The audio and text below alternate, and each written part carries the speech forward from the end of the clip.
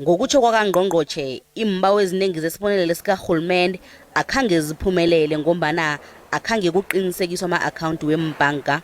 Umnyango wezokuthuthukiswa komphakathi njenganje uqalene nomthwalo wezemali begodu ulinga ukusebenza ngaphasi kwegandelelo ukuphungula umthwalo lo. Umnyango lo uthi uba ukuthi bangezelelwe imali ngokuya kokuphasiswa komthethomlingwa. UNgqongqotjhe uthi kulindeleke ukuthi isibalo sabantu abafumana isibonelelo sikarhulumende sikhuphuke ukusuka ku-7 million ukuya ku-10.5 million.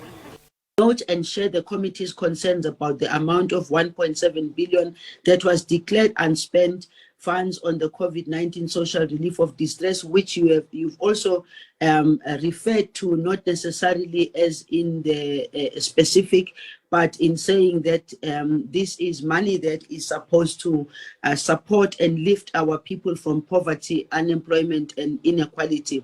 UNgqongqotjhe uthi udanile ngokuthi kune 1.7 million rands engakasebenzi ebeyifanele ukubonelela abantu abatlhagako nabangasebenziko njengombana ipilo ibiza nje nomtlhago wongezelelwe ukwehla kwe-COVID-19 nokutjhugutjhuguluka kobujamo bezulu.